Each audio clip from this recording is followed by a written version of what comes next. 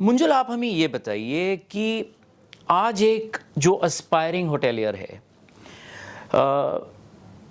उस aspiring hotelier को आप क्या कहना चाहेंगे जो मेट्रो में होटल शुरू करना चाहता है? विज़ आपने जो डेवलपिंग सिटीज़ की बात की, टियर 2 टियर 3 सिटीज़, मेट्रो में जब कोई होटल शुरू करना चाहता है तो the biggest challenge is real estate. Absolutely. And for an investor or for a first time hotelier who doesn't belong to real estate, उसके लिए तो चैलेंज बहुत बड़ी है. आप रियल एस्टेट फ्रेटर्निटी को बिलोंग करते हैं, तो आपके लिए अगर होटल शुरू करनी है तो your understanding and your perspective is very different because you look at things very differently, right? Right from the buying of the land और leasing of the land. But for someone who's entering into this business for the first time, and if he has to start a hotel in metro vis-a-vis a developing city in India, what would you advise? Because metro has its own challenges. You know, expensive real estate, the operational costs also are very, very high. So for a first time hotelier, you know, these things become so challenging, and that is why you have so many hotels today in NCLT. And you know, there are buyers who are wanting to buy those hotels at a throwaway price. But आप क्या कहना चाहेंगे? So एक hotel तो मैंने ही खरीदी है through an auction. So you are absolutely right. पर हम इस बात को दो विषय में पहले बांटते हैं. आपने मुझे पूछा कि डेवलपिंग सिटीज और मेट्रो में अलग अलग चैलेंजेस होते हैं. मैं इस बात से थोड़ा अलग जाना चाहूँगा. चैलेंजेस ऑलमोस्ट सेम है. क्यों? क्योंकि आप एक अमाउंट को देख के बात कर रहे हैं कि मेट्रो सिटीज में सपोज एक लैंड है which is available at 100 crores, and because of that the cost of the hotel is coming at 250 crores. So that is a large amount. And now that amount sound is scaring you. For a tier 2 and tier 3 city developer or a hotelier or a new entrant, having a land of 25 crore and building a hotel of 50 crore on it, making it 75 crore is also as stressful as 250 crore for a metro guy. We should not look at the numbers of investments. We should look at the absolute returns. मैं पहली सलाह सबको यही देता हूँ, आप किसी को भी देख के होटेलियर मत बनिए. ओके. आपने मुझे देखा, आपको लगा अरे ये भी होटल किए हैं, अच्छा ये भी रियल एस्टेट में थे, तो उसकी वजह से इनको इजी हुआ होगा, तो चलो हमारे पास भी हमारी पुश्तैनी जगह है, चलो होटल बनाते हैं. Sir, this is a serious business. It is not everybody's cup of tea. You have to be extremely within the foray of this business, or you should have that much capability that you don't need to just delve into it without exercising all your other options. Correct.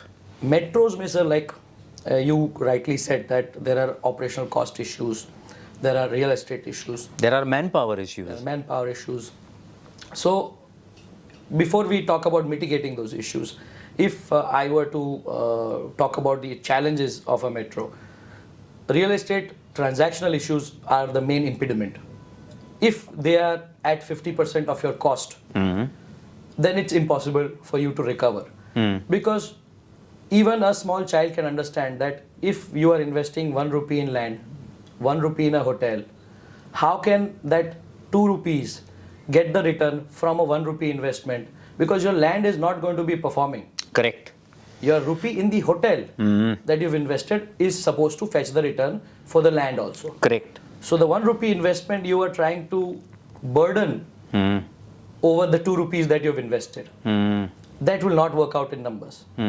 So you have to very much understand that your cost of real estate has to be minimalistic compared to your hotel. Now, coming to the part of mitigating those costs.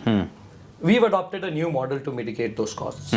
So, like I said, in developing areas like mine, I also cannot afford, because my market demand does not have the capacity to let me demand an ARR, which we call the average room revenue, of more than 5,000 rupees. Whereas a metro can demand at 15,000. So my returns will always be almost similar. If you can elaborate on what is ARR. So we call it the average room revenue. Okay. Once a room is sold, it's sold for a day. Right. It's a perishable commodity. Right. Unsold for a day, it's gone. Day wasted. Yeah. They wasted. Yeah. So we have to calculate that if I sell this room on one day at 6,000, another day at 4,000, one day it goes to waste. Out of those 3 days, what was my average room revenue that came upon? Okay. So that comes up to around 3,300 by this example. So please correct me if my mathematics is wrong. Yeah. Yeah. Yeah. So that becomes my average room revenue. Yeah. That helps me to decide to put numbers in perspective rather than take the whole sheet. With the average room revenue, I can, have a good projection of my future revenues in incoming months. That number helps me to decide what the projections will be. Because if the average is going around this number, the mean is not going to deviate too much on the higher side or the lower side, unless there is some unforeseen circumstances in play, like COVID or flood or any other natural calamity or unforeseen disaster. So that is what ARR is. Coming back to the metro city factor.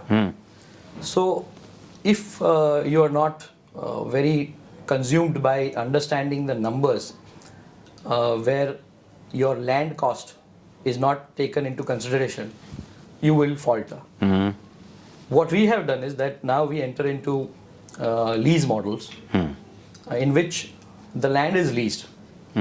See, most of the people who enter into hotel industries don't realize that this is a business to earn money. It is not a business to entertain your guests, your personal guests, into saying that चलो भाई हमारी hotel में आ जाओ खाना खाने, चलो हम party करते हैं होटल में. It becomes a destination for them in their subconscious, and the business part takes a backseat. Yeah. So we, after 10 years of experience, we've consciously made a decision never to sway into that seductive embrace of a hospitality industry. Yeah. So when you are looking at those numbers, if your land cost is just on a lease basis, your bottom lines will shoot up. If your bottom lines shoot up, you have a better ability to become leverage heavy and still make your costs and your profits. If your land cost is very high, your leverage has to become high, because capital infusion is one of the worst things in hotel industry. It's a very capital intensive business. So if your leveraging is high, in these markets where you are not paying less than 10 or 11% interest, you will not be able to make more than single digit numbers. Okay. In terms of percentage. When you do single digit numbers, it's not worthwhile. Rather park your money into the markets, into an ETF, you'll be much more happy. You can get 12 to 15%. As a real estate person, I'm promoting this, because if you're coming into a safe investment, go for markets like these. If you're coming in for investments where you want larger returns, come to real estate. Risk is also very low. But there is a time factor also in real estate. Absolutely. Yeah. That is there in even hotels for that matter, because the construction costs, construction timelines, are quite high now. Yeah. Having said that, after even the construction ends, you don't see the first break even happening before 5-10 years sometimes. Correct. In that position, you are actually serving your bankers or your investors more than you're serving your own pockets. Yeah. And if you're doing only single digit numbers, then over the course of time, if you assess your investment and see the returns that you could have gotten, it is almost suicidal, sir. So this has to be very carefully done. And in fact, that is the only reason that now we have started only going into leased lands, so that we focus on the hospitality part rather than the real estate part. Even if it is a vertical of real estate, it should not be looked at it like a real estate proposal. It is a hotel It's a hospitality industry in itself. So that is one of the points.